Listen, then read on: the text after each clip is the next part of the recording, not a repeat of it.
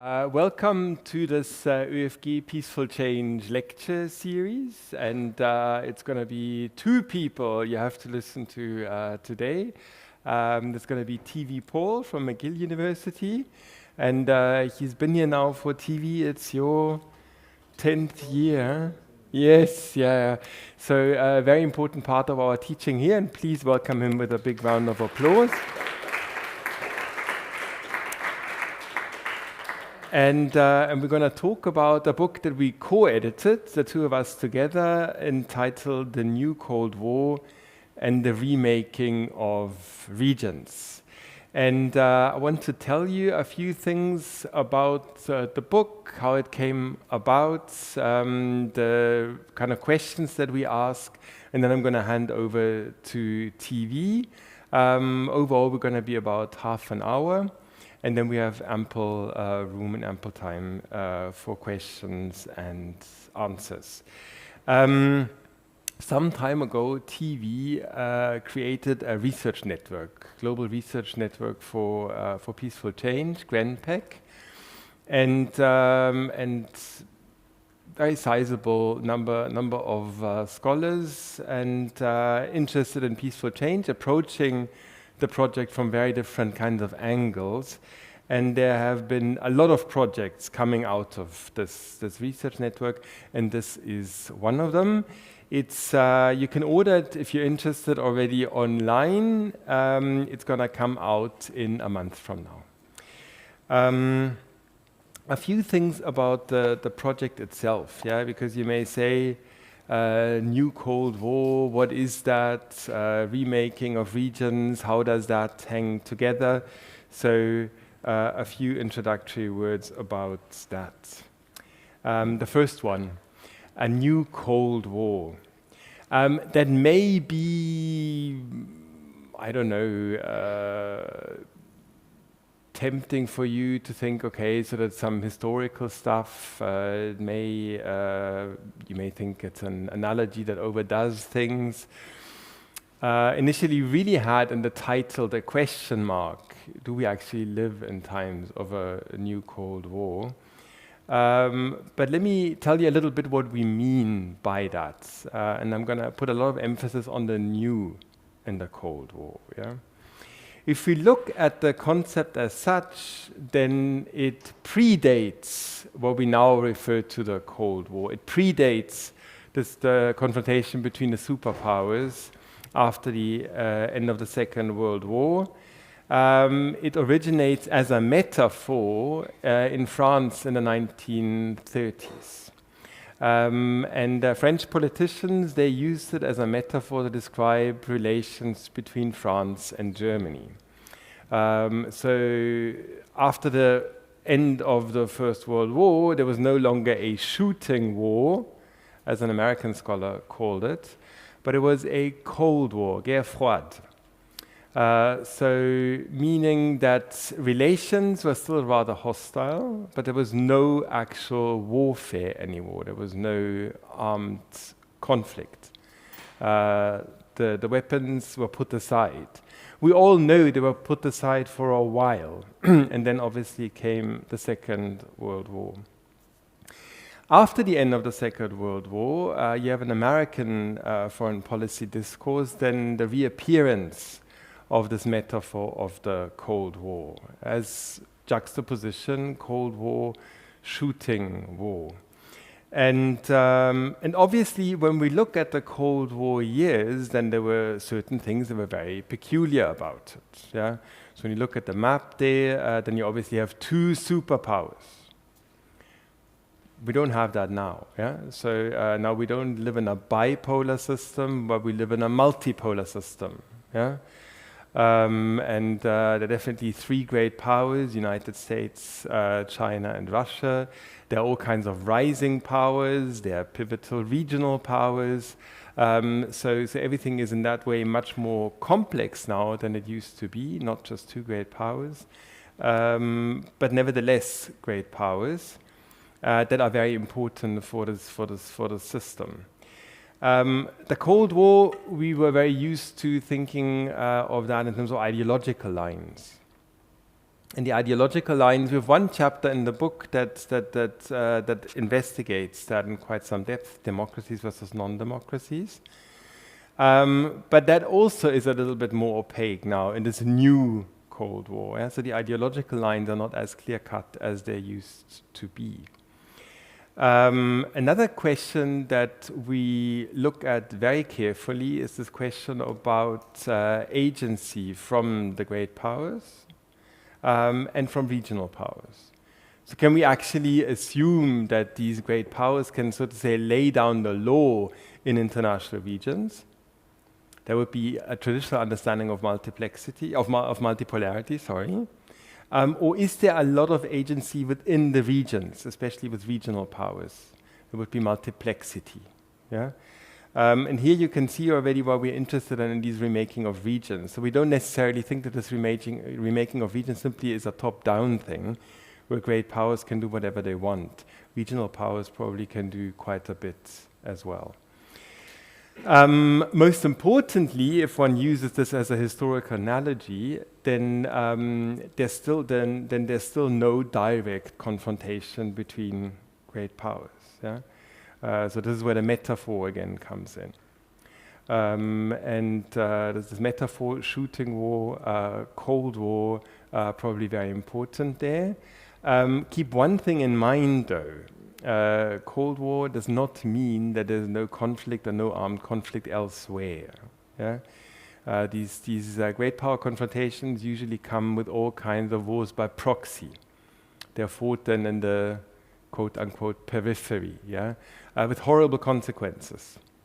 And we have a lot of wars by proxy right now, not only fought between these great powers or between great powers and rising powers, but oftentimes also regional powers. Yeah? So if you look at Saudi Arabia, United Arab Emirates, for instance, they're reshaping the Horn of Africa in very significant ways right now, with a war by proxy that they fight in the Sudan. And one could give all kinds of other examples for that as well. Another difference is in terms of economics. Yeah? So obviously, during the Cold War, economically, East and West were very much divided. Now the world economy is much, much more interdependent. But nevertheless, depending on the kinds of indicators that one looks at, there are certain indicators showing that there is some kind of a deglobalization going on. Yeah? So we're talking now about this book. We don't have Trump, we don't have tariffs and everything in there, but it obviously is the backdrop of our discussion probably today, and there's a lot happening there economically too. So much about this concept of the new Cold War. Yeah? If anything, it's supposed to make you think a little bit. Does this historic analogy, this comparison make sense, yes or no? Yeah? And always keep in mind, so if one compares, one always compares apples and oranges. That's just what it is. Yeah? But it's important to reflect upon what the apples are and what the oranges are. The regions. So it really doesn't matter now at what world region we look at, but there is plenty of change happening. And the one map that you have there is the Asia Pacific. That is probably a region where a lot of change is happening right now, and a lot of change is happening that may really have repercussions for the world order more generally. Yeah? So we are used to looking, international relations scholars are used to looking at international relations, international order as a Eurocentric system. But if we look at the future, it's this region where a lot of very important things are going to happen, say relations between China and India, whatever happens on the Korean Peninsula, China, Taiwan, and so on and so forth. If we look at Europe, then we obviously have at the moment the problem, and we've had for quite a while, the problem of the war in the Ukraine. Yeah? With that, a fundamentally different kind of relationship between Russia, Belarus on the one hand, and other European states on the other. With this, the kind of organizational, institutional architecture of Europe has been shaken. Yeah, so Helsinki Final Act, OSCE, and everything built on the principle of the inviolability of borders, of existing borders. Yeah? Terminology that was taken from the Vienna Convention on Diplomatic Relations. Yeah? So to highlight very, very strongly that existing borders ought to stay in place. And the OSCE, if we walk over there today to obviously the headquarters there, very, very difficult situation to have some kind of multilateralism still ongoing. There's obviously a lot happening in the Middle East as well, yeah? Gaza, Yemen, Houthi, Israel, and so on. So a lot of violent changes in that region as well. And that has something to do with great powers, also with these regional pivotal powers. The Horn of Africa, again, a lot of massive changes. Yeah? Historically already a fragmented order. Yeah? So where states where governments find it very difficult to assert themselves, and where you have oftentimes a lot of rebel groups fragmented in themselves, militias, and this is almost the ideal entry point for great powers, regional powers, to wage their wars of proxy against one another. Yeah? And there's unfortunately a lot happening in this region right now. States within the region going against one another, states from outside the region intervening there, great powers intervening there. With these examples of regions, by the way, there is one interesting thing that you see straight away. Some of these regions, they really have regional players that have a lot of clout. Yeah, Asia Pacific most definitely. Horn of Africa much less so.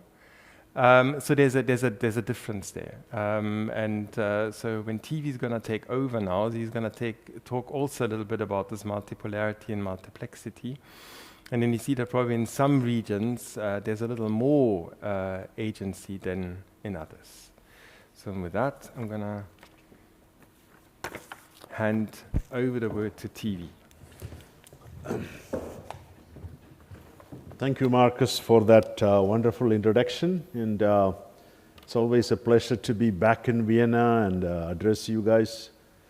Some very bright students. What I like about it is the global nature of the program. When the world is becoming more provincial, you are still retaining your cosmopolitan, your notions of we are the world understanding, which is good. So this project actually was it took a while for us to come to this book, but clearly the subject is back. So after the Cold War ended peacefully somewhat, let's say 90 to 91 was the period, people assumed now that we don't need to think about this problem. But the problem never goes away. The problem of great power violence, great power contestation seemed to come back after a periodic period of relative peace. So many in IR, international relations, kind of gave up on it, leaving the field to people like John Mearsheimer, the IR students here would know that, who wrote this very influential book, The Tragedy of Great Powers, kind of forecasting that it's not over, they're going to return with much more vengeance. And so today, Mearsheimer is back in many ways, but we don't want to just accept everything Mearsheimer says or everything in that kind of offensive realist logic. We want to see the patterns that are emerging seem to be more complex, more diverse, and in a way it's somewhat better than what you expect, because great power contestation in the past meant the second-ranking groups or states had little agency. So that's sort of the background here. But one thing is very clear, the great powers and their proxies, as Marcus said, regional proxies, can do a lot of harm to international order, to regional order. So we look at our notion of peaceful change.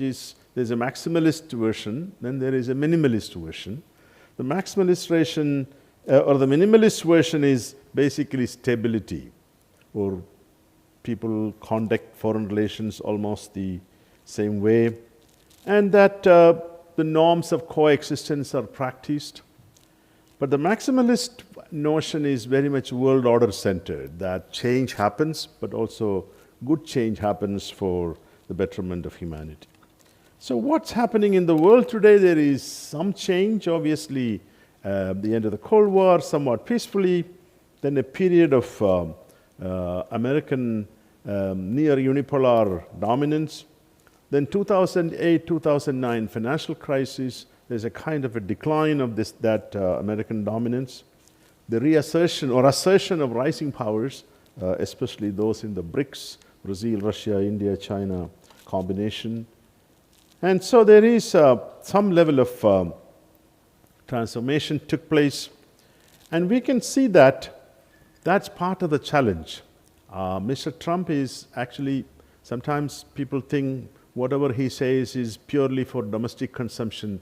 It's not really. He's also typifying this idea of status anxiety. The fact that the United States is on the decline, that others are catching up or becoming stronger. Therefore, try to arrest that kind of preemptive or preventive mode at this point. So there's kind of a radical revisionism that's coming from Washington, which is actually, to some extent, some people say, it's that success of the liberal international order that the other groups typify. And there is now a boomerang effect in the sense that success breeds discontentment, the losers and winners in this process, and that the uneven impact of economic globalization on the domestic constituencies, different kinds of constituencies, is part of the challenge. So when you look at the liberal order as a Kantian order with three components to it, you have the importance of democracy, institutions, and economic interdependence. All were working to some extent to create this sort of Kantian world, but globalization accelerated that process of economic change. Some benefited, many countries, rising powers in particular. At the same time, class formations occurred within the established power, that's the United States. And then you have the rise of China. Obviously, that rise is something that is unusual this fast. The previous historical experience are Germany's rise or Japan's rise. But the fact that China got there so rapidly, quite a bit thanks to globalization and its insertion into it.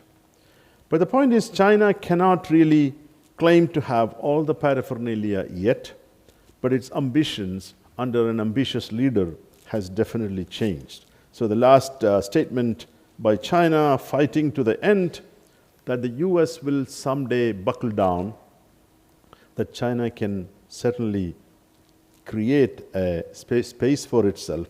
So the notion of staying power is very important. Will the US stay longer enough to wage this battle? And the point is that the US may have less staying power than assumed by looking at Mr. Trump's backing off from threats of tariff, and one day he's with one tariff, the other day he's backing off. This is a problem with the democracy, that staying power can be limited, and that's partly why the US lost in Vietnam or in Afghanistan. The opponent has more staying power because of the strategy they adopt, and obviously that is a big challenge. So from globalization to deglobalization, and if globalization is a multi-layered process, economic, technological, political, social changes, leading to what you call a global expansion, unprecedented, and the activities beyond states and regions. And that obviously would create the kind of new social classes, new forces, etc. But one topic that is neglected by this focus on globalization is the dynamics of status in international politics. So what happens when new players arise, when the old ones decline or proceed to decline? You have this problem of status discrepancy, ascribed versus attributed or desired status. And that changes when the material capabilities change, increase. Countries want to be recognized for their status. And when they don't get it, as Putin shows, they can go really mad. And they can engage in such aggressive violence towards those who are challenging their status, by the way. That's very important. So Ukraine, unfortunately, fell into that category of a state that is challenging the Russian dominance in a status context. I'm not justifying any of that, by the way. So the US fight now is fear of status loss, that it would lose the way it is going. And so partly the reading of it is based on a diagnosis that others are benefiting disproportionately, therefore let us change it. So what we are witnessing is the great powers are back. And the great powers are known for one thing, that is a sphere of influence. They have a problem with it. They may say we are for sovereignty, sovereign equality, all that stuff. But when it comes to core belief, a great power is a great power because it has a sphere. Without that dominance, this is a traditional reading of it, that it cannot claim to be a great power. It cannot claim to be part of a hierarchical system where it is respected, feared, if you want to call it both. And so that's kind of back, and some of the readings you get by these three powers and principal powers is about that. China wants the South China Sea as its Indo-Pacific as its sphere, which is contested by India and Japan and others, US in particular. The United States wants its sphere of influence widened, including Canada, if possible, get it as a 51st state, or Greenland. And sometimes they end up in wars in the past because they go too far, but that's a big change. A great power war is very costly. It wasn't like this in the past. When countries go to war in the past, they never expected World War I, even World War II, to be that bloody as it proved to be, World War I in particular. So where are we now? And Markus mentioned some similarities, some differences. What we are seeing is this contestation of norms happening, and there are also institutional structures changing. I'll come to some of that in a minute. So the problem is the great powers are not able to achieve their goals easily in the current order. We call this multiplex multipolarity order, which is a little bit different from the previous understanding of polarity. So in other words, even though Russia and China and the United States are powerful enough, others are there with some agency.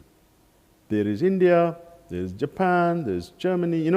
There are players within it that cannot easily be co-opted as the great powers did in the past. This is partly because of material change. These new players have some capacity, but ideational change as well. So they are no longer willing to just oblige to the great power. And you notice that there is hardly any new alliances are formed, military alliances. It's very difficult for a great power today, especially a rising power, to form a military alliance. China, look at it. Who is with China in a sense? So China is very clever though, but the Belt and Road Initiative is its strategy of avoiding that and getting into a kind of sphere of influence. Yes, the United States has formed coalitions with the already existing coalitions, whether it is Australia, Japan, or Korea. The India one is the newest one, but that is not a military alliance yet. And India does not want a military alliance. It's very unlikely India will fall for that. It wants to retain its autonomy, hoping one day it would become a great power by itself. By the way, I have a new book on the subject, if you're interested. The Unfinished Quest, India's Search for Major Power Status from Nehru to Modi. So we are in a kind of a multiplex Cold War.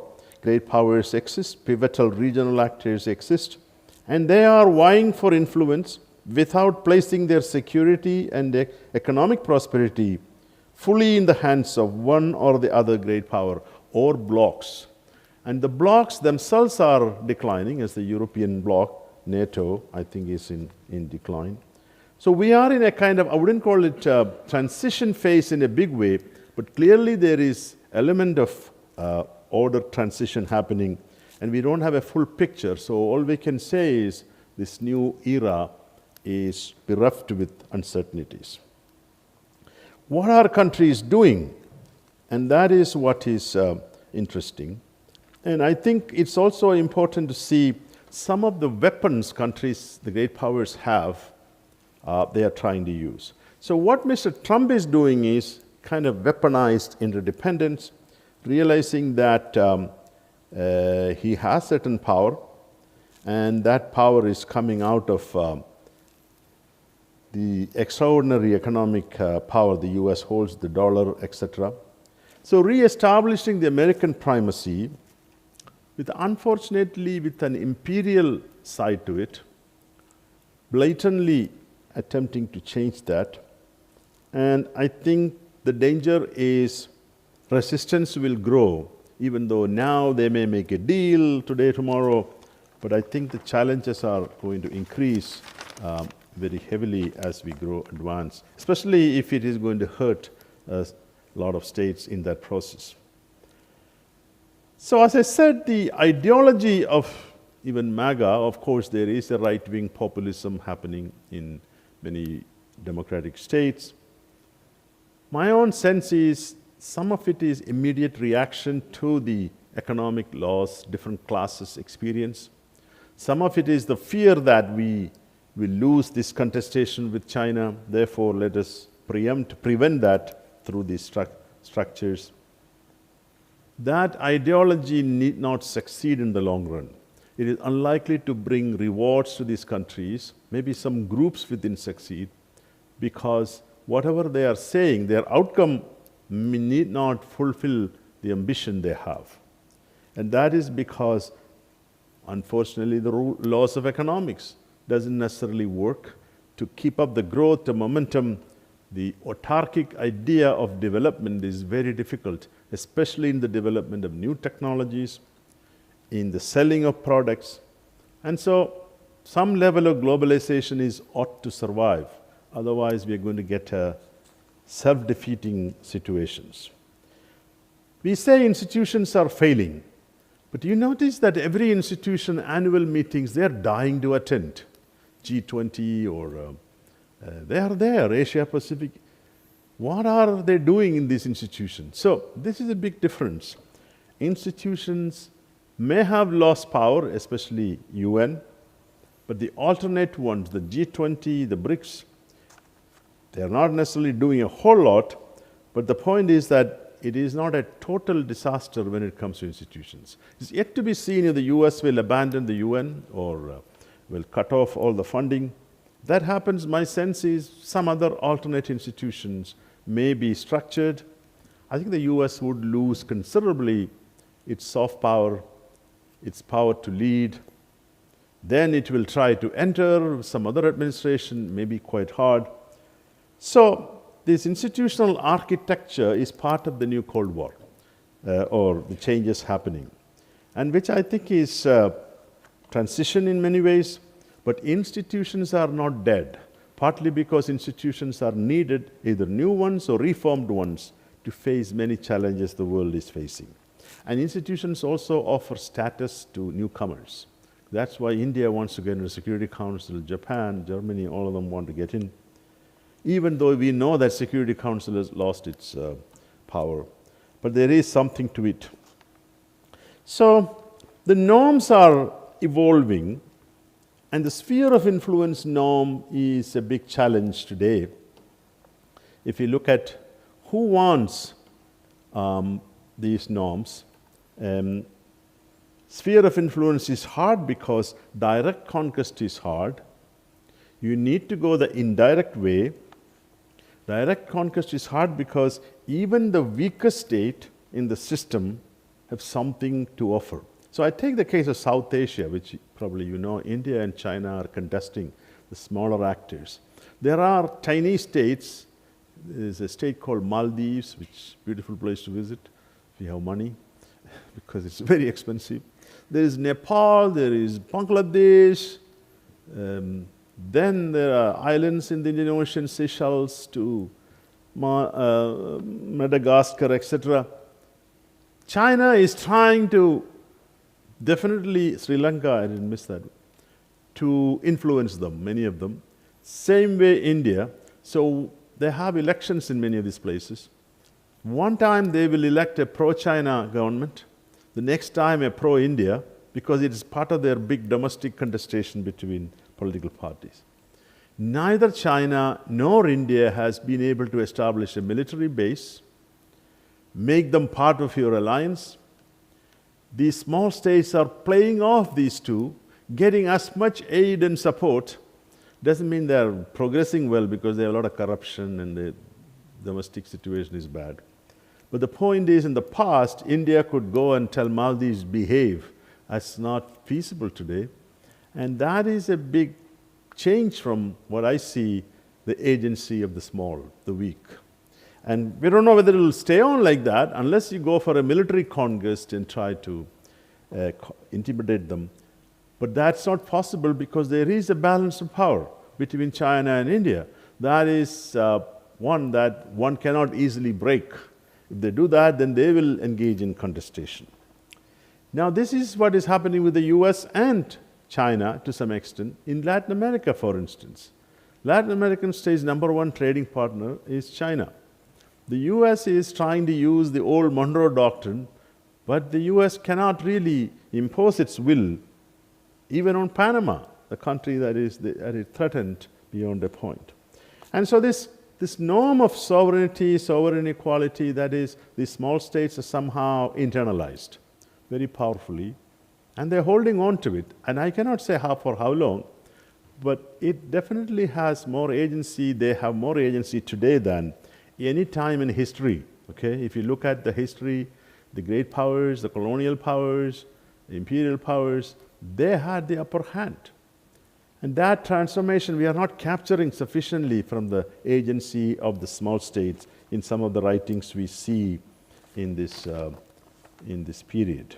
So what are they doing? What are their strategies? Of course, the big powers use what you call hard balancing, military alliances, build up, by the way, using a lot of new technology, AI and drones and chip-based ideas. And I think that's going to get them quite a bit of power over time. And they're also engaging in technological denial or expansion, cyber AI chips. But the weaker parties are using institutional coalitions, soft balancing, or creating limited understanding, India, Vietnam, etc. And I think that strategy will continue, because the way to defeat Trump is not through military competition. The United States has an edge, money, but through delegitimation. And delegitimation is feasible through institutional structures or soft balancing coalition. It may not produce immediate results. Of course, a lot of uncertainty here. So the problem with the Trump strategy is unilateralism or neo-mercantilism, removing reciprocity, and the fact that the American power is purely not hard power based, it's also soft power based. And if you destroy that, and some of your assets are your institutions, your education institutions, your technology, your scientific community. So the long run decline is possible, unless in the next election somebody will rectify that. But there are people who believe that Trumpism will continue in some format because of the way the electoral map is set up in the US. A lot more electoral power to people in the city or the states where Trump is dominant.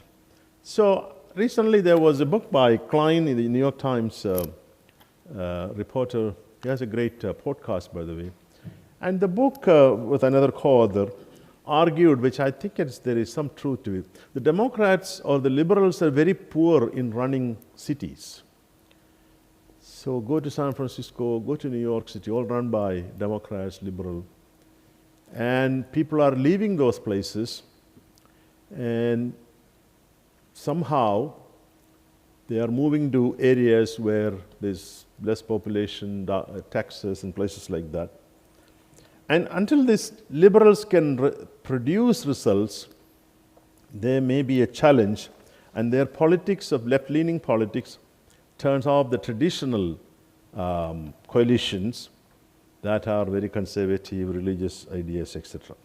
So, US strategy today is based on some level of bringing back the old ideas of military grandeur, technological superiority. But I think some elements may succeed, but majority of these strategies could fail because there is enough competition coming from China, for instance. So the Chinese strategy is very smart, if you want to call it from a great power contest. It's Sun Tzu, very much get there without a fight. So the Belt and Road Initiative, some call it a new East India Company, is an East India Company without war, to get there without really conquering directly, but indirectly. I mean, the question how long they can sustain that.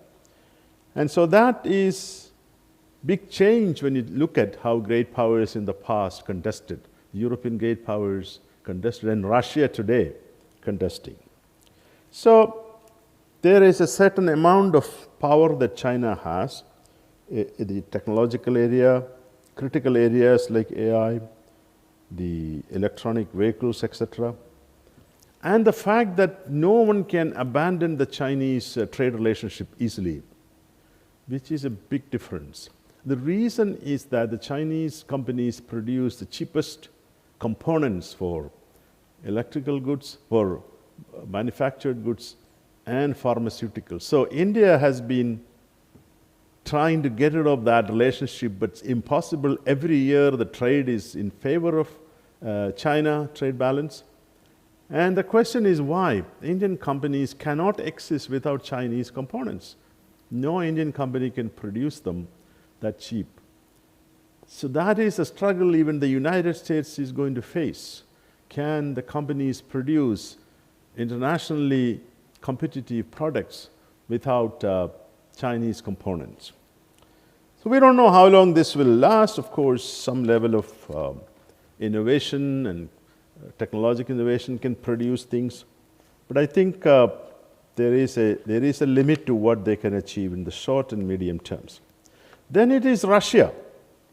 Again, a status challenge that it wants to reclaim its dominance over these ex-republics, and is relying on nuclear deterrence, creating conditions for these other states to sort of bring back its great power status and divide NATO. Yes, some level of success there, but people believe that that success will not last long without additional material capacities. Its material capacity, if it is based on this coercive power, how long you can do that. So this new Cold War, there is some level of regional conflict, but you notice it's not as bad as the Cold War itself. There are Americans and others who argued that Cold War was a peaceful era. Those who come from the global south would say it was the most violent period, one of the most violent periods in history. 40 million people died in the global south countries, largely due to these interventions and unnecessary wars the superpowers engaged in. So that today's world, it's confined to, we just showed some maps, some regions, yes, Middle East in particular, Persian Gulf, and of course some simmering conflicts in the East Asia world. But overall, the number of conflicts has not grown that badly. I mean, it's just that we focus more attention on some of these conflicts. There is a lot of possibility for technological contestation, economic contestation, and economic downturn producing different forms of conflict and structural conflicts. Non-great power states are using alignment, some of them, but non-alignment still back in some sense. And so they are hedging. And they are hedging with their different instruments, may or may not succeed. They really want to create more institutions, more institutional power, which in a way is good because the rising powers abandoning institutions along with the established powers will be bad news for world order. So what is the emerging world order? What will it look like? We are very much in a phase where a new equilibrium, is it possible? And based on our reading so far, it will not be a replica of the previous Cold War because alignment is not easy to form. You cannot become militarily part of another coalition for reasons that really don't bother you, which was not the case in the Cold War. You had this bifurcated world on ideological level. You don't have that. Luckily, both China and Russia don't represent a universal idea of messianic idea, and the West is losing interest in the liberal messianic idea to some extent. So it will be contestation, but it will be a different kind to some extent. And alliances are not easy to form. And then, of course, whether US strategy would succeed, my sense is may go on for a little bit of time, but over time, if the US dollar, yesterday Warren Buffett said that dollar will be the #1 casualty if things go like this, and some other currency emerges or some other ways to handle the global economies, then that will be a big fall because the US debt will worsen. So all that suggests that China may have partial success, but not Tianxia or the typical tributary model that China would like to create because there are too many players in the Indo-Pacific. There is India. India has its own agency, its own capacity in the Indian Ocean. So the Southeast Asian states are the most vulnerable. They still can trade with India, and there is obviously the US, some amount of that will succeed. So new institutional structures may be needed, and that includes the G20. Some argue that G20 is better than Security Council. Security Council is frozen. There is no way it can be expanded, whereas G20 may be, not clearly representative, but at least a large chunk of the world is representing there. So what is the world order will look like? I think it will be, or we think it will be multiplex, which means like a theater, you have different movie theaters. Within a theater, you have different movie places. Of course, some are small, some are big, but they coexist. And hybrid, because economic arena, you may still have a partial globalized world with a lot of challenges there. But you will get some efforts by some of these countries to obtain national power, national autarky. So one strategy for everyone is to prevent the rise of a too powerful state, whether it is the US or China, that the second-ranking states should have some agency. And that, by the way, include the European Union. The European Union need to figure out a bit more grand strategy, how to compete with these two without losing its liberal credentials. But for that, the Europe has to innovate. Europe needs a better grand strategy without getting too close to either camp. And of course, population is a challenge to Europe. There are a lot of internal challenges here. But I do think that there are multiple possibilities for different actors as we enter the second half of the 21st century. So I stop there. Thank you, TV.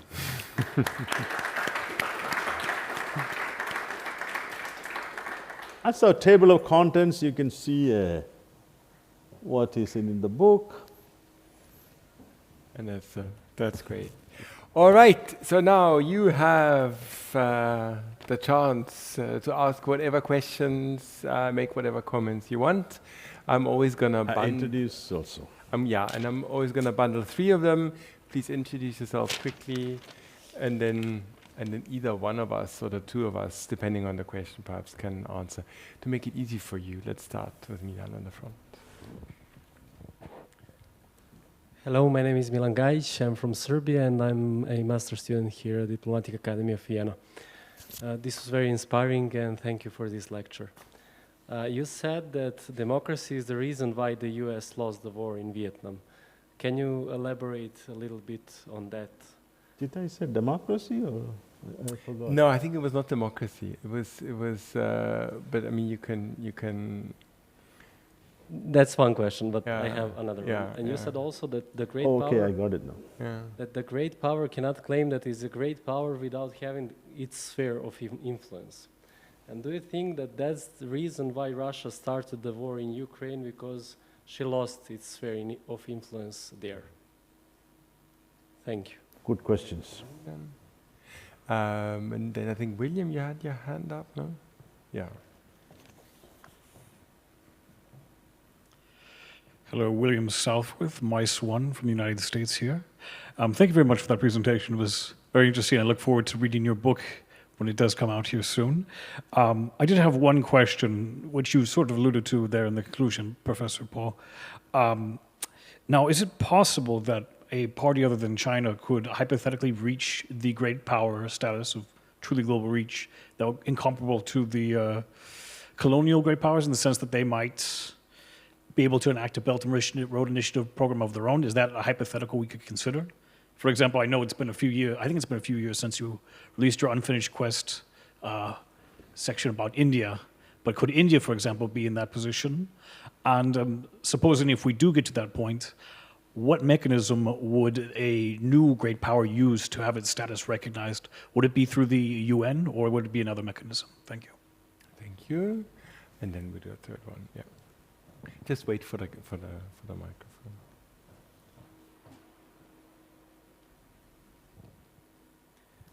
Hi, I'm Markus from MICE2. I come from Denmark, and I want to ask whether you think that the term New Cold War is an accurate and useful way of describing the current geopolitical tensions, or if there's a degree of superficiality to that term. Thank you. Thank you. I'm gonna start with the last one, and then yeah. It's Marcus from Marcus to Marcus. It's it's a way of trying to reflect upon things. Yeah. So there is this there's a nice quote by Goethe: "Vergleiche hinken." Yeah. So comparisons limp. Yeah. They always do to some extent. But if you use them in a reflective way, they can help you get somewhere. The important thing for us to really get a discussion going is to take the new very seriously. Yeah. And then there are these similarities and differences. Yeah. Some of which I've discussed, others I haven't discussed. Yeah. Another similarity that I think I haven't mentioned is nuclear weapons. So that's an important one. Yeah. So that's and in that way, if one talks about a new Cold War, then that is I don't want to say optimistic, but I mean at least it says okay, so it's unlikely that we're going to get into a doomsday scenario in terms of nuclear weapons. Yeah. Which, by the way, one may say, okay, so there's been all kind of nuclear posturing of late, yeah. Mm-hmm. So Russia, Ukraine, one of them, India, Pakistan, TV. You may want to say something about that later. Where even we're going to get to certain limitations there, yeah, where it may get quite dangerous. Yeah. This is also something that one with this metaphor one could think further. Yeah. So obviously during the superpower confrontation, there were also Cuba, one example. Yeah. So these crises are bound to happen again. Yeah. and in our view, TV put also strong emphasis on that. So that the new Cold War is a multiplex world order. Yeah. So it's not the kind of thing where you can say, okay, now this is the monolithic world order and looks the same everywhere.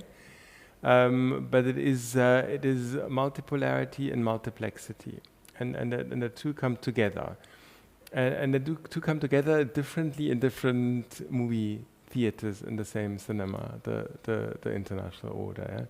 So it is different when you look at Asia Pacific or at the Horn of Africa. Yeah?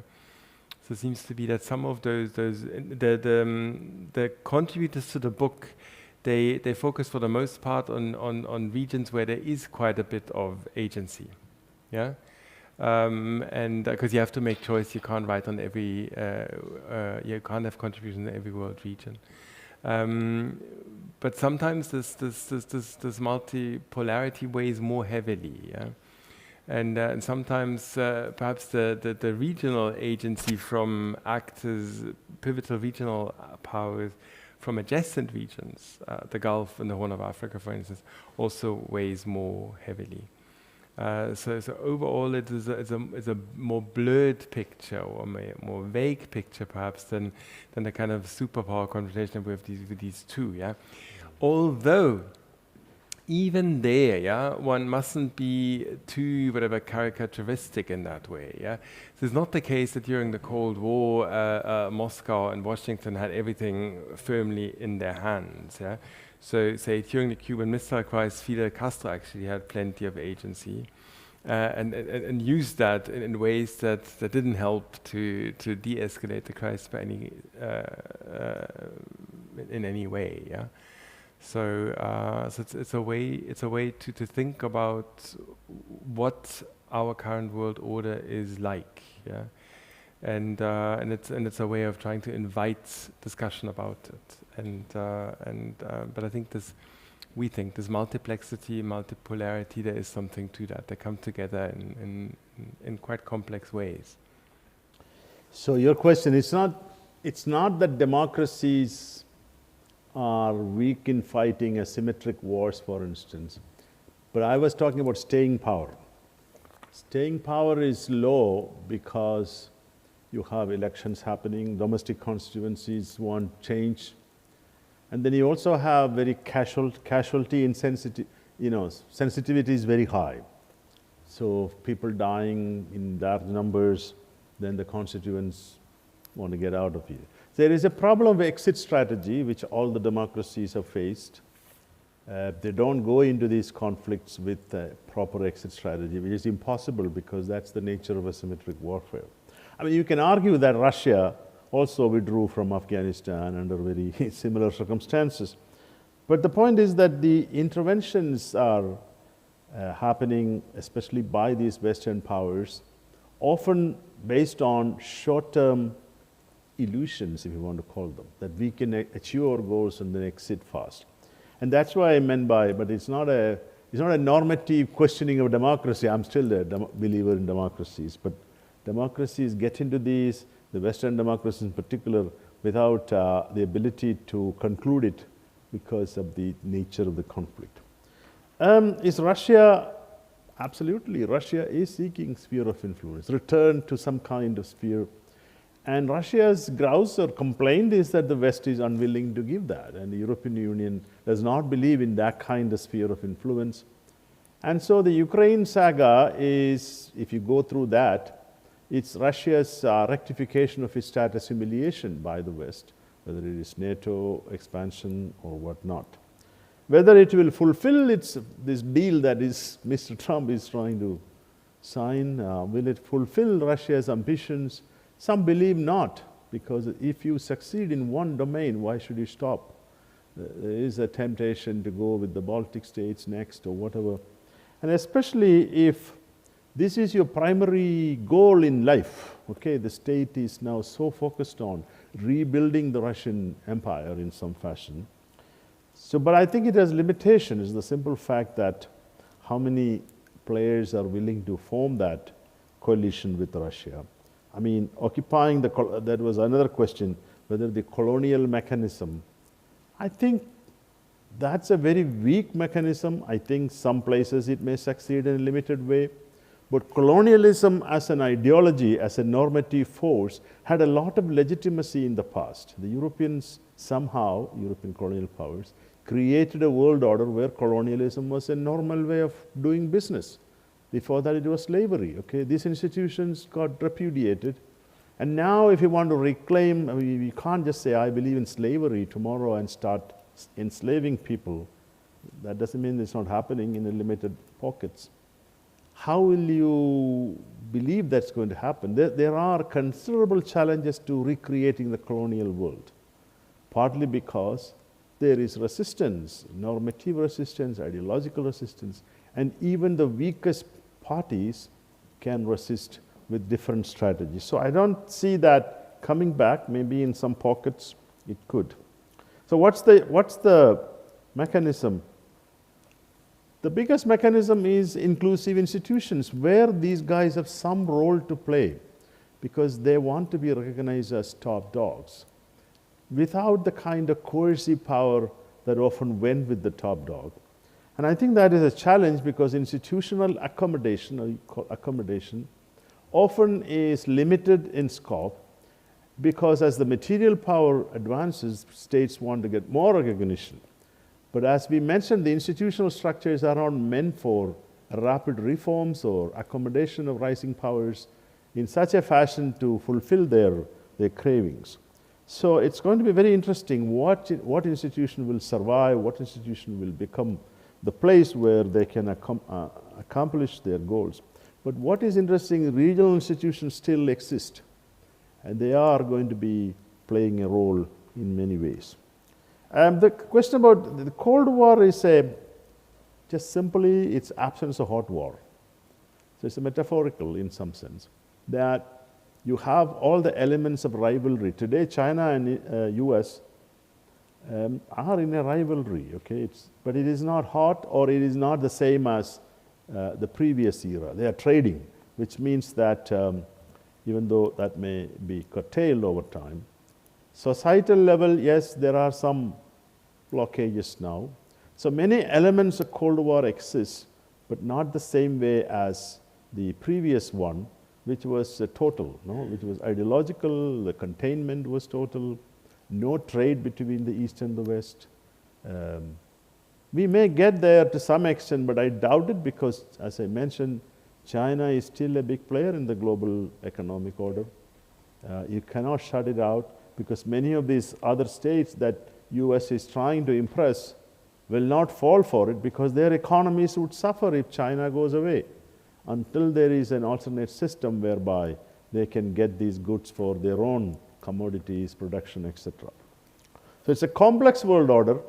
Let us not simplify it as Cold War or, that's why we were very uncomfortable calling it even a multipolar order because that's a very European era. When I say European era, I'm talking about the historical era, centered idea that we are entering a situation where there is some level of great power rivalry contestation.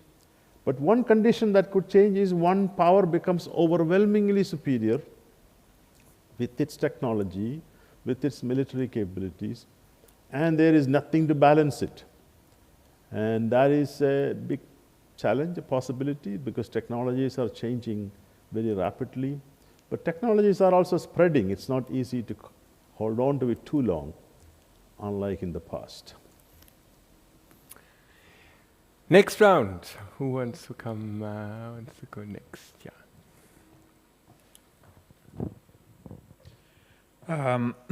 Thank you very much for your presentation. My name is Juan Borrero.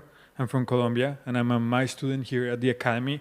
My question has two parts. So the first one is, how do you assess the role of middle-income countries that are not necessarily part of the BRICS in this what's the word you're using?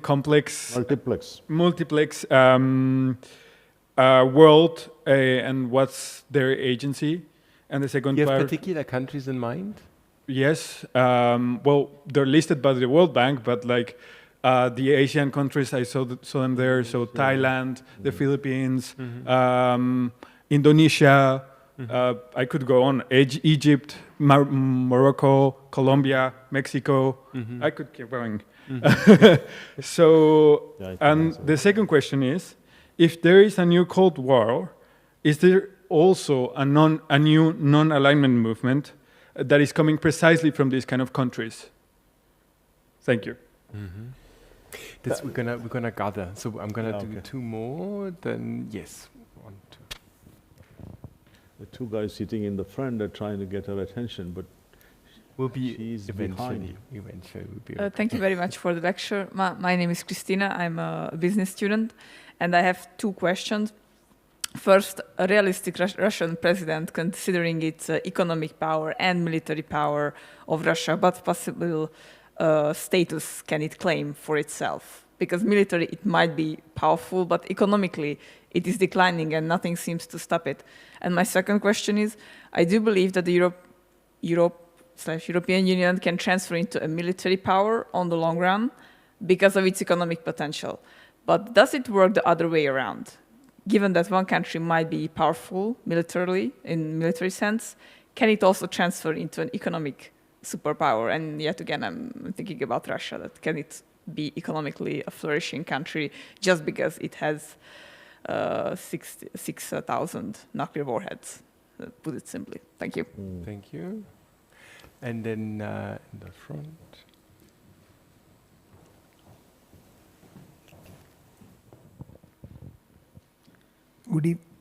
Good evening, Professor. My name is Chetan, MICE 1 student, and thank you for the presentation. So my question is, when we say a new Cold War, I think there's at least some implication that there is this particular game, and there are 2 countries that are going to play this particular game.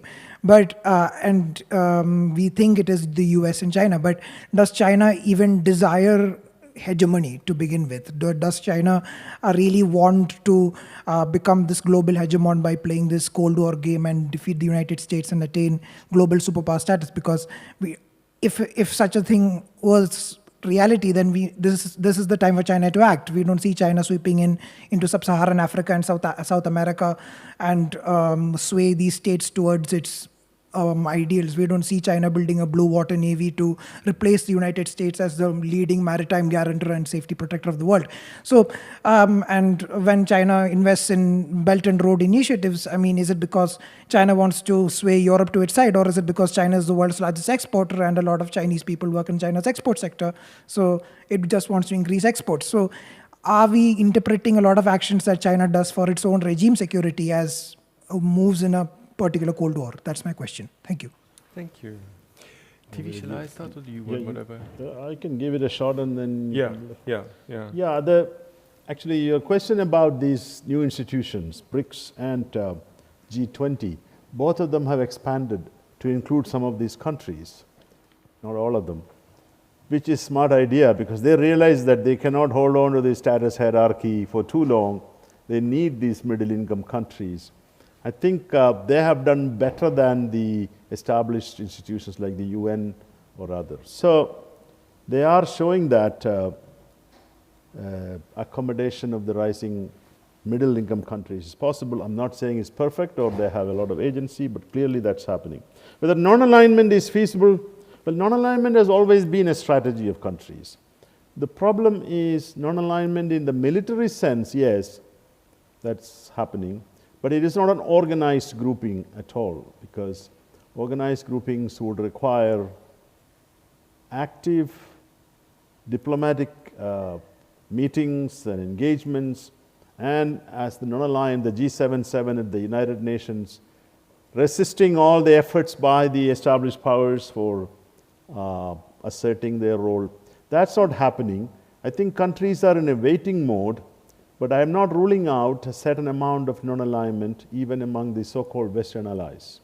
Canada, for instance, because it has no incentive now to fight American wars, and so it is possible some form of, they call it strategic autonomy today, which is happening in many countries.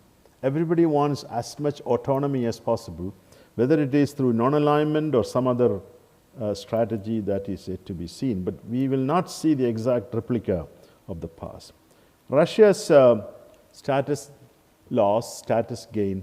By the way, leaders need not read things the way we read. They may have a calculation based on their history, who are advising them. There's a lot of literature on this. Advisors of Putin telling them, you can go back to that civilizational power. That's happening in India too, to some extent.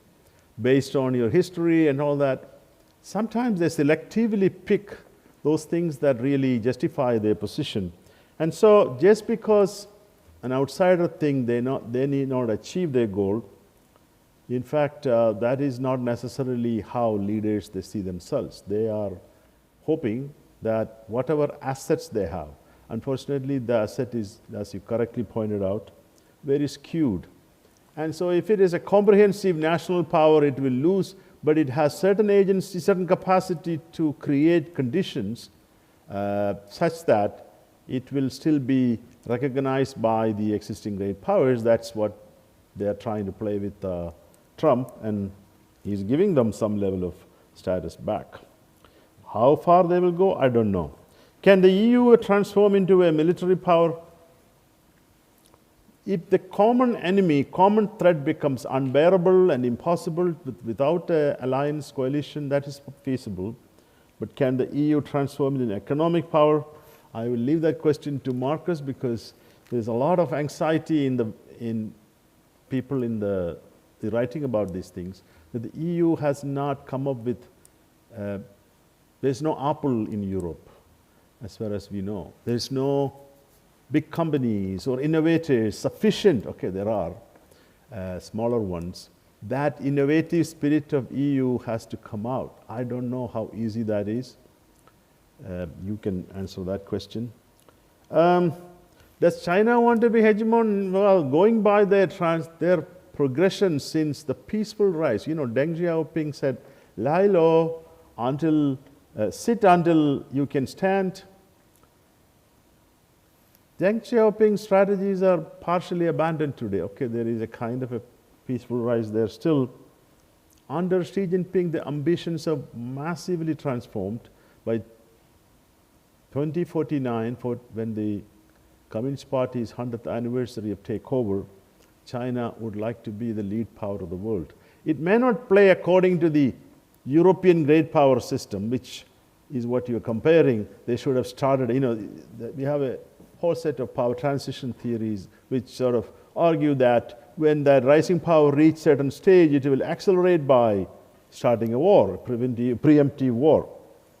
And that is not happening, which is because Chinese strategy is based on different views. It's not a Clausewitzian frontal warfare, but it is, I believe, it's Sun Tzu. It's art of war without really fighting the battle.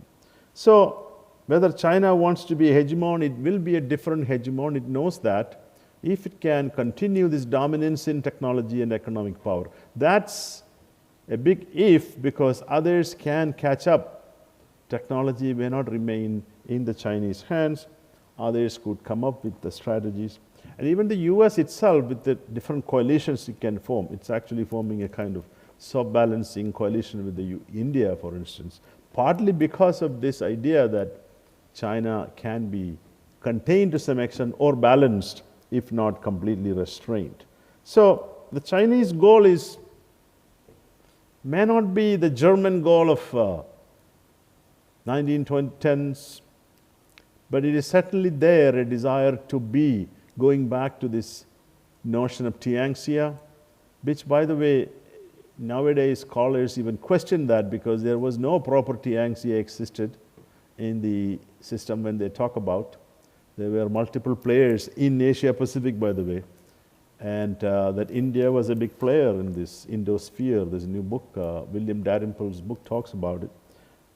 There were Arab, there was Mongols, you know, different players were coexisting in Indo-Pacific. So, but the sinologists have made it sound like it was all China dominated. Not really. I mean, it's not clear that's the case. So that's one great thing about Indo-Pacific, that it may be very difficult for China to assume that kind of a superior role as much as it may want to. I'll leave it to you. No, just two little things to add. One on the non-aligned movement. Yeah?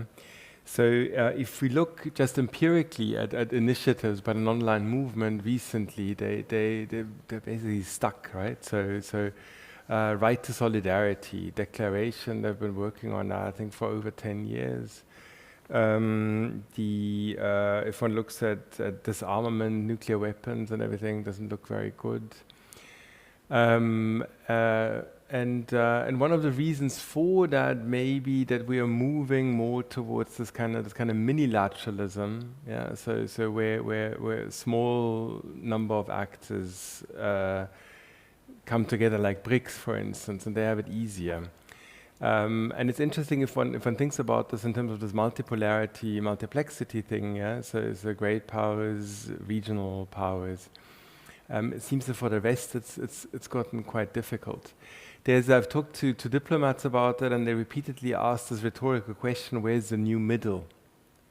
So non-aligned movements sometimes could, also neutral states, they could place themselves somewhere in the middle between great powers and try to get something going. Yeah, and I think in our days that has become much more difficult.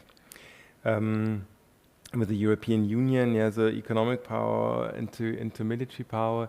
Historically, sometimes that worked and sometimes it didn't. Yeah, so Venice was during its prime, economically speaking, a great power, but never militarily. This has probably led to its downfall. Yeah, and with the European Union.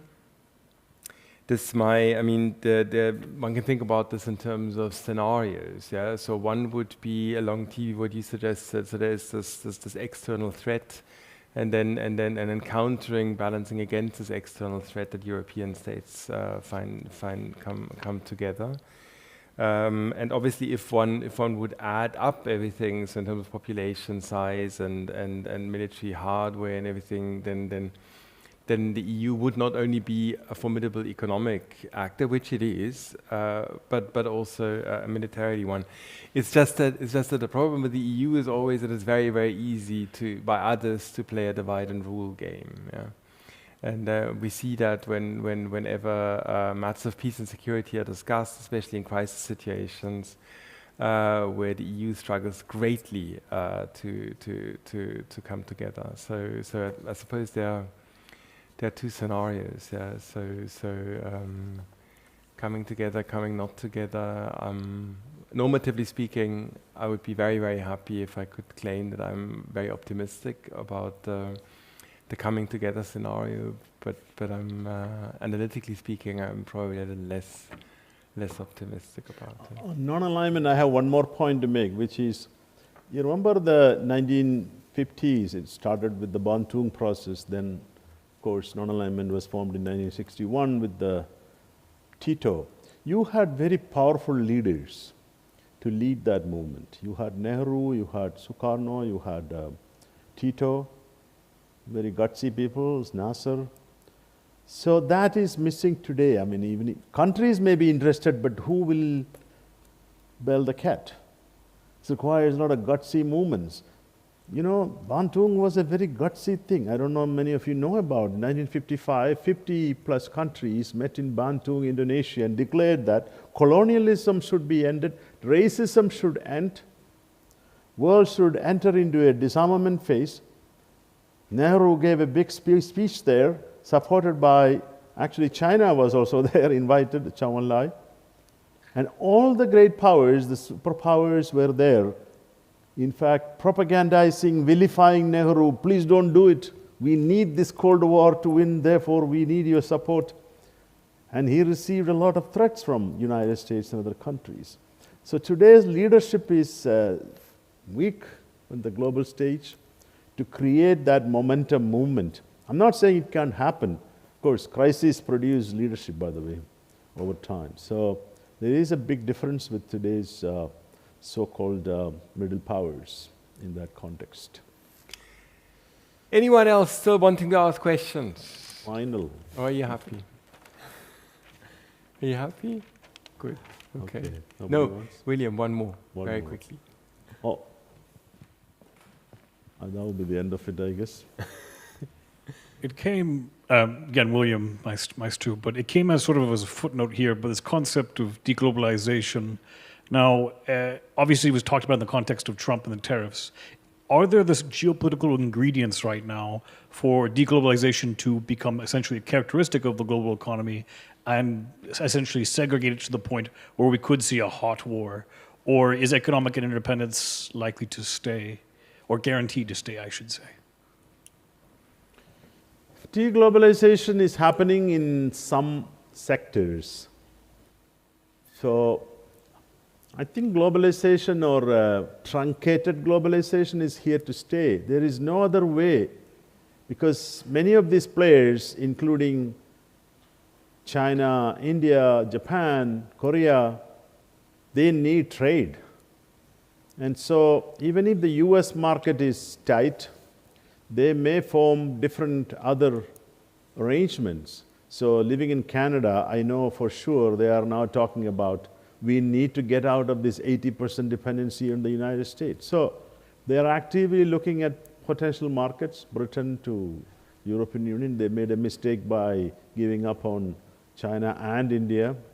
So there is some consideration, maybe we need to reclaim that Commonwealth relationship with India and change things. So for trading states, there is no other route, because your domestic population is so small.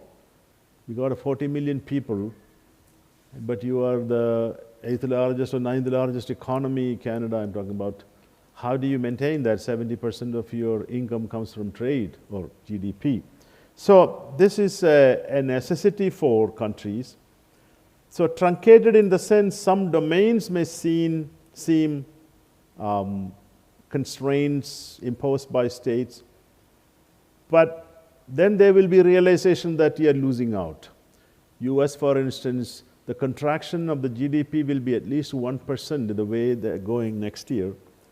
And that is, if it is 2.5 to 3% growth, 1% going down will be substantial for American economy. So what will happen is there will be sectors, the technology sector I can see, pushing hard for some level of globalization to continue. They succeeded. The Apples and the Microsoft all succeeded because of globalization. Doesn't mean that the average person is benefiting, because if you don't work for Silicon Valley, you are not going to benefit from it. And so my sense is, this is a historical process. There is the 1920s, there is this two step forward, one step backward situation. And there will be always societal groups, classes, benefiting from global expansion, and then some losing. Carl Polanyi's famous book about great transformation. So there will be contraction in the way things are done, but then there will be new social forces emerge, claiming that you will lose, we will lose if you are not part of the global network of technological development, trading, etc. So the best hope for globalization are these rising powers. They cannot abandon it. If you want to become rich, how are you going to do it? With your own autarkic policies, which they tried, by the way, for a long period of time. China and India were not allowing anybody to enter their market. So I have hope that they will carry on. The 2008-2009 rescue of the world happened accomplished by the BRICS. People forget that. The US was in deep trouble, by the way. Obama tried to resurrect later on. So this is where multiplex come in. There are a lot of people in the world who are not interested in purely playing this game the great powers or the United States wants to play. They may be sidelined for now, but I think they are going to return, because common prosperity, however unequal it is, cannot happen without some level of globalization. Yeah, let me just add a few things. That was our last joint project before that book was a special issue in international affairs on deglobalization, so it's a great question for us. But the way how we dealt with it there is really looking at very different dimensions of globalization, deglobalization. So let's say you can look at viruses, and they are very much globalized. Yeah, so they don't ask for a visa somewhere at a state border. Not even Trump can can mobilize his border people to do something about that. There is an understanding, where sometimes in the literature referred to as a global animus, an understanding that the world is globalized, intersubjective thing. That definitely is declining. Yeah, so there's this in terms of economic indicators, most show that it has plateaued at a high level. And some indicators, foreign direct investment, during certain years they have gone down. If one thinks that democratization is a globalizing process, so that more and more states become democratic, that has been reversed about 2 decades ago. Yeah, so it's a very mixed picture. But your question was a lot on the economic side. And there I would cite with a lot of things that TV has said. Yeah, with the caveat that this understanding that the world is globalized, that underpins a lot of policy decisions. And if that's no longer there, the thesis advising for the whole day today, there were a couple of theses on Florian. I've seen you somewhere. No. There on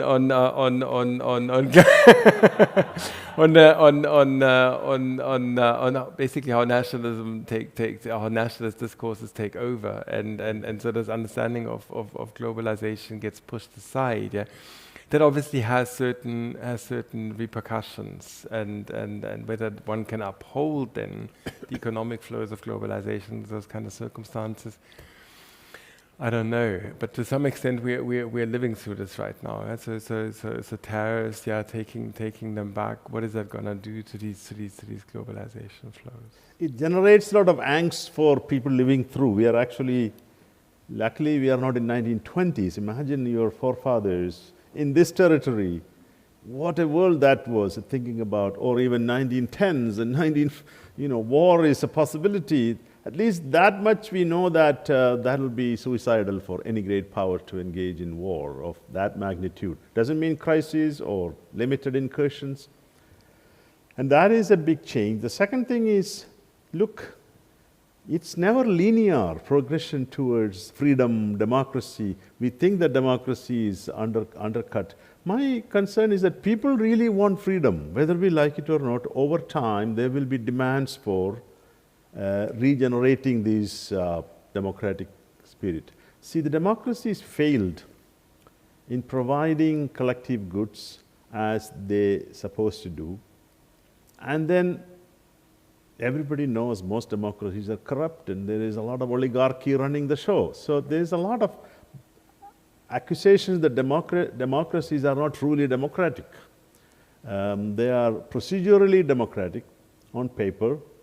They need to be more democratic. So, but liberal ideas are contested. There is no doubt that liberalism is going through a phase. In fact, in this special issue, I argued that liberalism had been so far successful in adapting to different changes.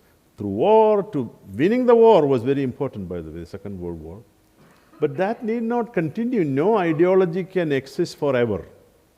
Ideologies do adapt, do change. So a form of liberal ideas still are needed or will be needed. But if it goes to the extreme, then you have this boomerang effect that is happening today. On that note, thanks a lot for your discussions. TV, thanks a lot for being here. Exactly at 8 o'clock.